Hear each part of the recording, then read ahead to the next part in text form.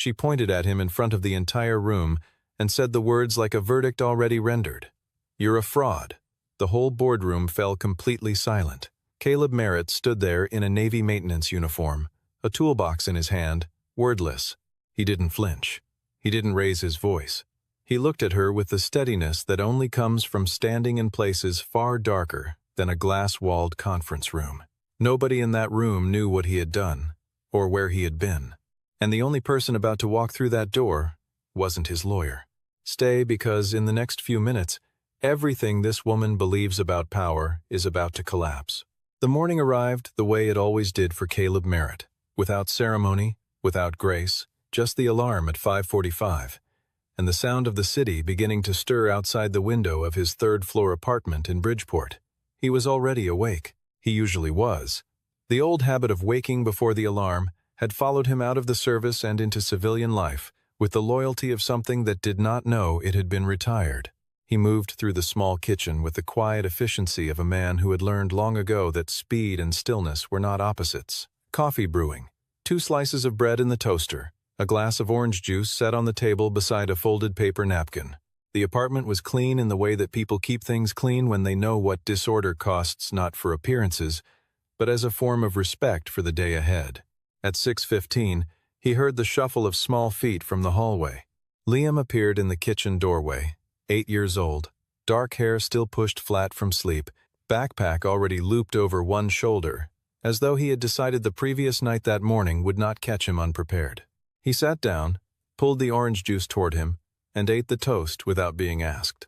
They moved through the morning together, in the easy rhythm of 2 people who had been sharing the same small space long enough to know how not to interrupt each other. Before they left, as Caleb was locking the apartment door, Liam pressed a folded square of paper into his front pocket without a word. On the walk to the bus stop, Caleb unfolded it. Drawn in green crayon, slightly crooked, 2 words printed in careful capital letters. "Win today, Dad." He stood on the sidewalk for a moment, with the paper in his hand, the morning traffic moving past him on either side, and felt the particular weight of something that does not need to be explained to be understood. He folded it carefully, tucked it into the breast pocket of his uniform, and pressed his palm flat against it before letting go. The Vantex Corporation Tower rose 42 stories above the Chicago skyline, a column of glass and steel that caught the early light and threw it back across the surrounding streets in long, pale streaks. Caleb pushed his maintenance cart through the service entrance at 6:58, nodded to the security desk, took the freight elevator to the basement technical room, and pulled the morning's work orders from the wire basket. 3 calls logged overnight. 2 were routine. The third was a flag on the HVAC control system for the 31st floor, the executive level. The notation read, "Primary load distribution module, repeated fault cycling, unresolved." Caleb had flagged this same module 2 weeks earlier. He had written a recommendation in the work order system, specified the replacement part by model number, and noted that the fault would escalate without intervention. The note had been read. The part had not been ordered. Carter, the executive assistant who managed facilities requests for the upper floors, had simply closed the ticket. Caleb had noted this without comment, the way he noted most things he could not control accurately, and without wasting energy on what was already decided. He loaded the cart and rode the elevator up.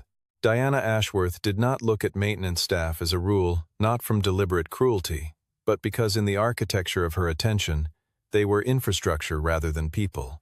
She had built Vantex Corporation over 16 years, beginning with a mid-tier regional property firm that most industry analysts had written off as overextended, and ending with one of the most strategically aggressive infrastructure and technology conglomerates in the Midwest. She had done it through a quality of focus that was almost physical in its density, the ability to identify the critical path through any situation and move along it without being slowed by peripheral information.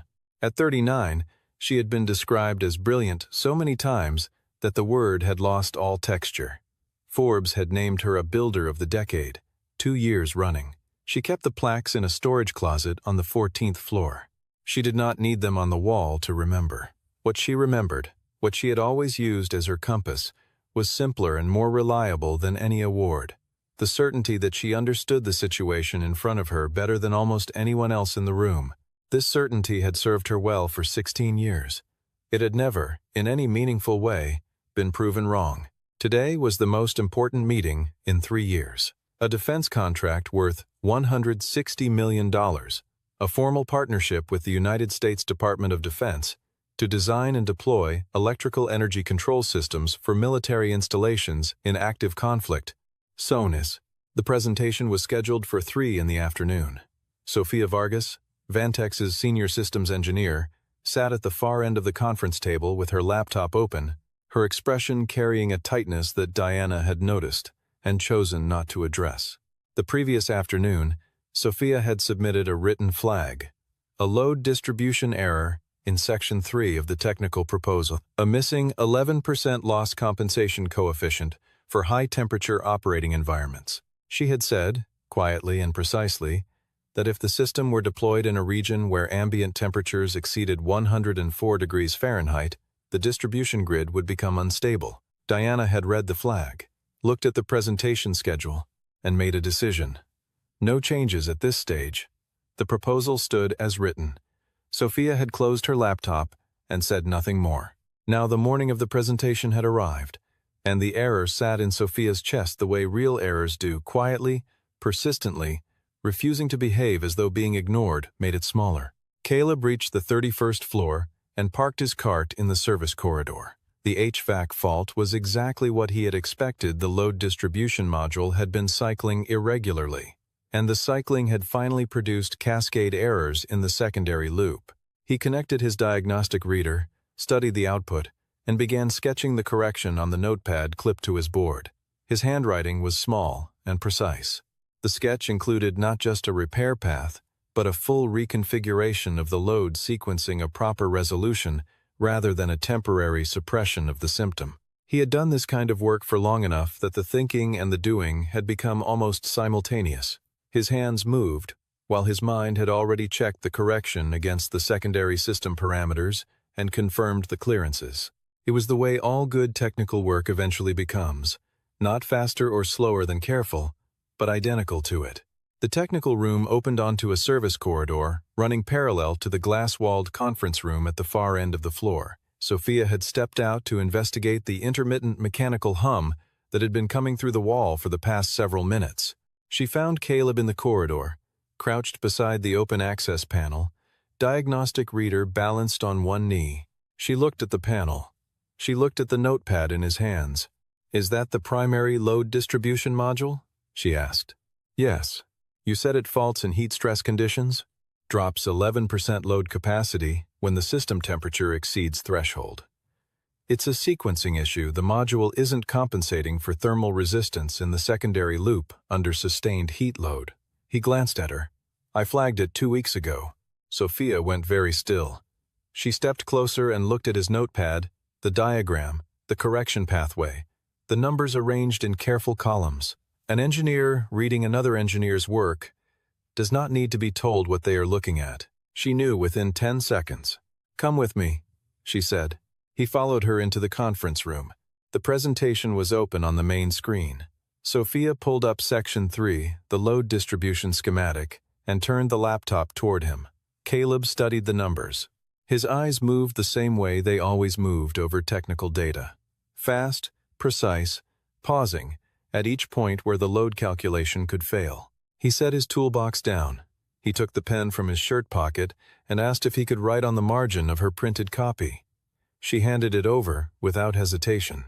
He had been writing carefully, each step laid out in sequence, the correction path annotated at each stage for about 40 seconds, when the conference room door opened and Diana walked in.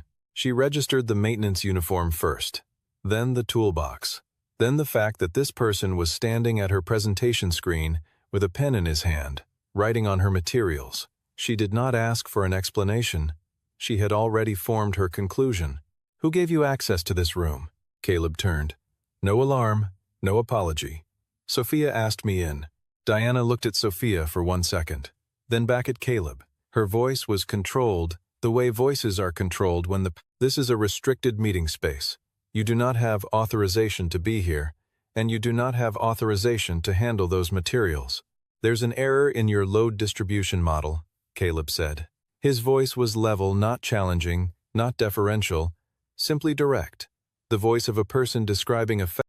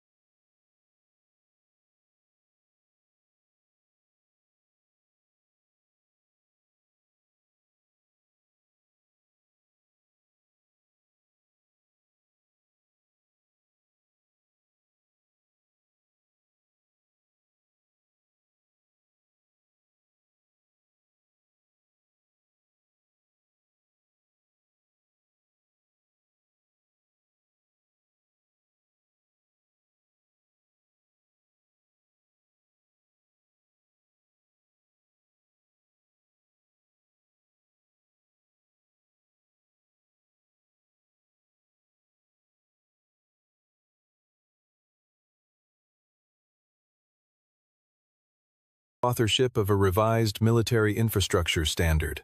All of it existed behind a federal access threshold that no corporate HR system had ever been designed to cross. The following morning, 5 representatives of the Department of Defense arrived at Vantex for the preliminary technical review. The group was led by Wyatt Donnell, a civilian technical advisor in his early 50s, with the measured authority of someone who has reviewed enough proposals to recognize, within 10 minutes, whether a team understands what they are describing. Sophia had not slept. She had worked through the night, correcting Section 3, running the recalculated numbers 3 times across 3 different environmental models. The corrected proposal was not simply fixed, it was better. The approach Caleb had sketched reduced projected load variance by 18% across the full operating temperature range. She had stared at this result for some time before she accepted it completely. When Wyatt Donnell reached Section 3 and paused, Sophia felt the stillness enter the room before he spoke. She had been watching him from the moment he sat down. He had the manner of someone who does not need to perform attention because attention is simply how he operates, present, methodical, without the fidgeting of a man who wants to be somewhere else. He had stopped twice before Section 3, both times to ask questions that were polite in phrasing and surgically precise in intent. The third stop, at Section 3, was different. He was quiet for longer than he had been quiet before. This section has been revised since the draft submitted for preliminary review, he said. A statement, not a question. Yes, Sophia said. What was corrected? A load compensation error. A missing coefficient in the distribution model. Who identified it? The room held its breath. Diana sat at the head of the table. Her gaze moved to Sophia and carried a weight that was not quite a warning, but was close enough to one that the difference was academic. Sophia looked back at her. Then she turned to Wyatt Donnell. A building technician, she said. His name is Caleb Merritt. Wyatt Donnell set his pen on the table. He was still for a moment, the particular stillness of someone organizing a thought they are not ready to share. He took out his phone, typed something brief and deliberate, and returned it to his pocket without comment or explanation. The meeting continued. But something had entered the room that had not been there before, and everyone present, in their own way, felt it. Carter knocked on Diana's office door at 4 in the afternoon. His expression did not match any category of news she was accustomed to receiving. There's someone in the lobby. No appointment. He's asking for whoever is managing the defense contract. Name? General Joseph Hargrove. Diana set her pen down. 4 stars, Carter said. He currently commands the Military Strategic Energy Command. That's the office that approves all electrical infrastructure contracts for overseas deployment. Diana was on her feet before he finished. General Joseph Hargrove was standing in the center of the Vantex lobby with the kind of stillness that has nothing to do with inactivity. He was not in uniform dark charcoal suit, white shirt, no tie, but his bearing made the question of rank entirely beside the point. He was 61 years old, built with the lean economy of someone who had spent decades in conditions that rewarded efficiency over everything else, and his eyes moved across the lobby with the automatic, comprehensive sweep of a man whose relationship with new environments is always first professional. The lobby staff had given him the center of the room without being asked, and the security desk attendant had stood a little straighter without knowing exactly why. There are people who command space not by demanding it but by simply existing within it, and Hargrove was entirely one of those people. Diana crossed the lobby, with her hand extended and her composure fully assembled. He shook her hand once, briefly. She led him to the 31st floor conference room. He sat down, placed both hands flat on the table, and looked at her with the particular directness of someone who has not come here to waste time. I understand Caleb Merritt is employed in this building, he said. He's in our facilities department. Building maintenance? Yes. He was quiet for a moment. Caleb Merritt was one of 8 officers I personally nominated for early promotion to major before he filed for discharge in 2019. I made that recommendation because I assessed him as the most capable field infrastructure engineer I had worked with in 30 years of active service. Diana held her expression. He designed the mobile electrical distribution system that restored full power to 3 NATO forward operating bases in Kandahar province after a coordinated attack destroyed the primary grid. He completed the restoration in 72 hours, with a team of 6, in temperatures exceeding 115 degrees Fahrenheit, without resupply. Every system he designed that week is still operational today. Not one has experienced a critical failure. He paused. The technical standard your proposal is required to meet Military Standard 1399, Section 5, governing field deployable electrical distribution. Caleb Merritt is a co-author of the most recent revision. He and one other engineer updated that document in 2018 based on field data that existed nowhere else, because no one else had been where they had been. He looked at her steadily. I came here because Wyatt Donnell contacted my office this morning. He told me that the corrected version of your proposal had been flagged as the work of a building maintenance technician named Caleb Merritt, and that this same technician had been removed from a meeting when he attempted to identify the original error. I wanted to understand that account from you directly. Carter found Caleb on the basement floor finishing the last work order of the day and rode up with him in the service elevator without speaking. The elevator was small and functional, and the silence between them had a particular quality, the silence of a man who had sent an email he wished he hadn't, standing next to the subject of that email, in a space too small to pretend otherwise. Caleb rode up without looking at him, without making it harder or easier than it was. When the doors opened, he walked into the conference room in his uniform, toolbox in hand. He set the toolbox beside the door. He straightened up and looked across the room and saw General Hargrove. He stopped. A single brief pause, less than 2 seconds. Then something shifted in his posture, not dramatically, but every person in the room saw it. The particular adjustment of a man in the presence of someone whose authority he recognizes not from obligation but from experience. 7 years leave a residue that 3 years of civilian life cannot dissolve. Sir Merritt. The handshake lasted longer than handshakes between strangers last. It was the handshake of 2 men who had stood in the same rooms, breathed the same air under the same kind of pressure, and who understand without needing to say it that the other person's continued presence is not something to take lightly. Diana watched this exchange and felt the floor of her certainty begin to shift beneath her. General Hargrove turned to face her. His voice was unhurried and completely clear. First Lieutenant Caleb Merritt, West Point, Class of 2012, Electrical Engineering and Systems Design. Top 3% of his graduating class. 3 combat deployments. 8 service commendations. Awarded the Army Commendation Medal for Valor in 2017 for restoring the Kandahar installation grid under hostile conditions. He let that settle for a moment. The technical standard your proposal must satisfy, co-authored by Caleb Merritt in 2018, based on field experience that no one in this room has had and no classroom could provide. When he walked into this conference room and told you there was an error in your proposal, he was not guessing. He was reading a document that failed to meet a standard he helped write in the field, in conditions where failure is measured not in contracts but in lives. He looked at her directly, and your response was to call him a fraud. The silence that followed was complete. Sophia looked at her hands. Carter studied the table. The 5 R&D team members who had been present the previous day sat with the particular stillness of people who are reconsidering something they had thought was already settled. Caleb stood throughout this, with the same quality he had carried for the past 24 hours, the composure of someone who has stood in rooms where the stakes were genuinely unsurvivable and who understands at a fundamental level that a glass-walled conference room in Chicago is not one of them, regardless of what anyone says inside it. Sophia asked the question before she had entirely decided to ask it. Her voice was quiet, not quite directed at anyone in particular, but landing where it was intended to land. Why didn't you say anything? When she called you that, why didn't you defend yourself? Caleb turned to her. When he spoke, there was no performance in it, no emphasis placed for effect. The correction was on the page, he said. Anyone willing to read it would find it. Anyone who wasn't saying more wouldn't change that. He paused. I don't work to convince people.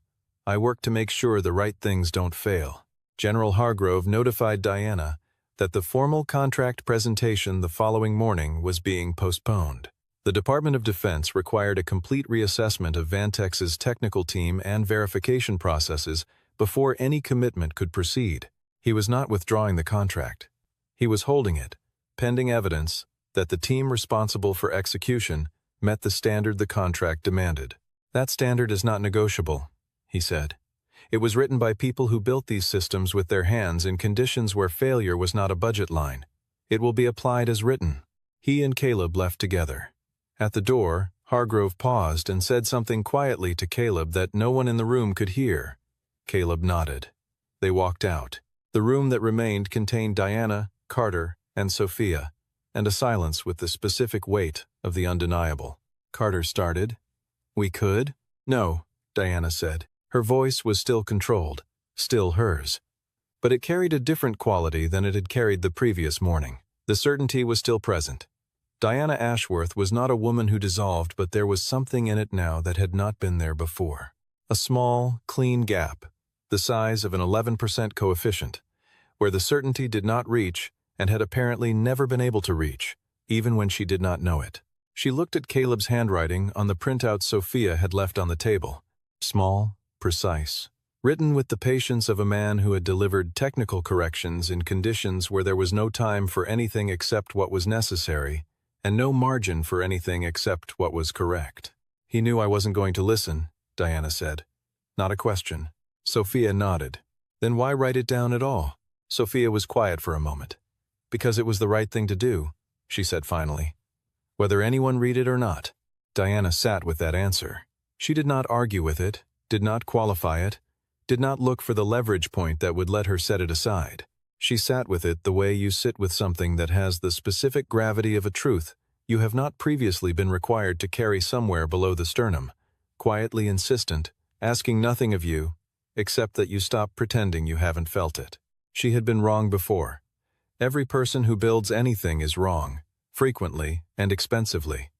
But those wrongs had been correctable, auditable, foldable into the next decision.